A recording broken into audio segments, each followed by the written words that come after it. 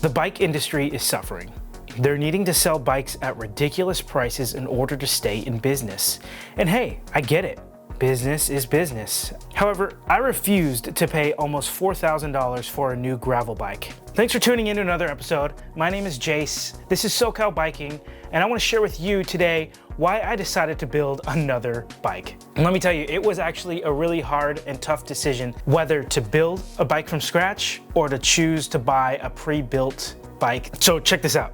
Look at how beautiful this bike is. It's the current Specialized Diverge Carbon Sport, shiny, new, and rocking that perfect SoCal Biking orange. It was practically begging me to buy it, and I almost did. But something held me back. Something that someone said to me a while ago. Stock bikes are never right.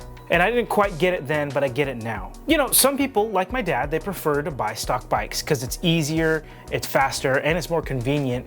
And hey, who doesn't want to ride a bike out of the bike store ready to go? For me though, I don't think I'm satisfied as easily. I actually did buy a brand new bike. It was the first time I had ever saved up money to buy an expensive bike. It was a Specialized Cross Trail. At the time, I wasn't as good at cycling, I wasn't as strong, I wasn't as fit, so it didn't go well with what I needed it to be. I actually ended up selling that bike. So I got rid of that bike, got another one. Fast forward to today, I recently just spent last summer building my awesome gravel bike. It was an incredible experience, but I had to cut corners. I was on a budget. This frame is actually technically too large for me, but I got it for free. I'm wanting to explore more. I'm wanting to do more with it. Eventually, I do want to bike pack, and this bike just isn't built for that. And to add to that, it actually has some issues technically still. In the stem, there's a little bit of a wobble. And we did some digging. I did some digging with Ed at Rockin' Road. The original crown race of this bike, this 1990s bike, is rusted to the fork, so we could not remove it. We tried the tools. I know there's other methods. I could just cut it off. It wasn't worth it to me. And actually, because of that whole experience, that whole fiasco, it got me thinking, what if I just built a better version of this bike? Good idea. That question kept ringing in the back of my head after I rode my mountain bike build, because I had never felt so confident on a bike before. And I thought, shoot, what if I felt confident on a bike like this? Both my mountain bike and my gravel bike build were budget builds. You build it for as cheap as I could. Then I thought, what if I could build a bike where I didn't have to worry about how expensive the parts were, how expensive the frame was, you know, what kind of things I wanted to put on it. This next build is going to be the new and improved version of this guy. So here I am. I've got it all planned out. I've got the hydraulic brakes. I've got the frame right here, actually. I have all the parts. I actually have the wheels right there in the background. You can see them. I'm going to throw all the parts on. It's going to be an incredible build. I'm super excited for it. The most annoying thing about building a bike at home is not having the correct tools. I was going into this build thinking, oh, piece of cake, my third bike build. I totally know what I'm doing. I have everything I need, when in fact, I didn't, and I do not know everything. I wanted everything to be GRX, but actually my Surly bike frame is more of a mountain bike. Well, first of all, I had to get a mountain bike bottom bracket instead of a road bottom bracket. And then I had to get a different crankset. Instead of the GRX crankset, I needed a Dior XT crankset. Another thing I didn't know I had to do was I have to cut my fork, and it just comes extra long, so I need to cut it down to size. I was hoping this build was gonna go a lot smoother, a lot quicker, yet here I am still building it. So I finished the bike. I actually didn't end up taking my camera with me while I completed the bike. I did get this clip, which I'll show you. Shout out to Chase, who works at Rockin' Road. He helped me finish the bike, put it together. I did get to learn how to put on hydraulic disc brakes. And actually my Surly frame had a really weird, I think it's called ISS mount. And the brakes that I got were direct mount. I needed an adapter. And actually, thankfully, Ed had an adapter that fit perfectly on my bike. The bike looked great with the tires. I took it home, put on the tape. I've been riding it to work. I actually got a cheap bike rack for the bike temporarily so I could ride it to work as soon as possible.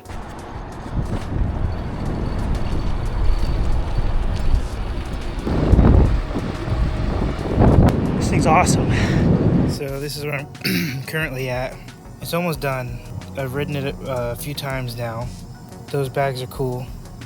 I'm gonna actually put those bags up front and get new bags for the back. Maybe just one bag for the back until I actually go bike packing. I actually want to get the flashlight off of the handlebars. I'm getting some mounts so I can hopefully mount it right here, just so the handlebar's a little cleaner. Everything's on the rack. I love that frame bag. although I can't really fit a water bottle down there. Again, I like the color of these bags. They're not perfectly accurate to the brown on the bike, but they still go pretty well. Anyway, it's almost there. I'll take some nice high-res photos and videos when it's done, but this is where it's at. It's at a good spot. Pretty good looking bike if I do say so myself. I am very hopeful that one day I will complete a bike packing trip wherever that is. So I have the front and rear rack ready for that. I'm actually quite proud of myself. I managed to jimmy rig a mount for my front flashlight, or headlight if you will. I wanted to get it off of my handlebar and onto the front rack since I have it. Here's a flashlight. These two pieces came with the flashlight. It's the mount. You slide it on, slide it onto the rails, boom, where you want it, and then you tighten the bolts, secure on there. So the way it used to be mounted on my handlebar was those two parts for the flashlight would be right here, and the flashlight was facing forward. So my problem was, look at the rack. There's no front rail for it to grab onto. So I had to buy this carbon fiber. I don't even know what it's called. Anyway, it's only like 4 inches wide. This part is called a grab bar. It's to attach an ATV bike or something so you can put a handlebar to grab. And then this bolt I had laying around from all the other parts, and then same with this washer, or whatever you call this plastic thick piece of washer, whatever it is. And you can see I stacked 2 washers so that it could be thick enough for this bolt to go through and under. It's pretty sturdy. I've liked it so far. I've actually liked it a lot. The only thing, and actually still currently, my dropper post does not have a cable. It's a little different than what they were used to seeing, because I have the brifters on my bike. So the left brifter, instead of changing the gear, because obviously it's a 1x, so I don't have a front derailleur, that is supposed to pull the cable to activate my dropper post up and down. We didn't have a cable NARP. Don't ask me what a cable NARP is. I'll add a picture right here, but I will add it soon. Having that dropper post will be very helpful on off-road trails. I got it to how I wanted it. It's smooth. Jumping from 26-inch tires to 27.5-inch was a great choice because, of course, 700C wheels are a great option too if I wanted to go faster, but I think that I was so used to 26-inch wheels, 27.5 was perfect for me to go a bit faster, pedal a bit easier. So anyway, I rode it to work for a while. I love it. It's fun. It's great. It's smooth. It's solid. And then came a few days ago, I finally took it out to the Fullerton Loop. A nice day. What are we gonna do today? We're gonna ride, and then we're gonna go to Denny's. Oh, we are? Of course. You already decided that? Well, I brought my Cholula packet, so we have to go. Oh, perfect. Here's my sweet bike. Donnie, how you feeling? I'm alright, I'm tired. Tired? Yeah. From what?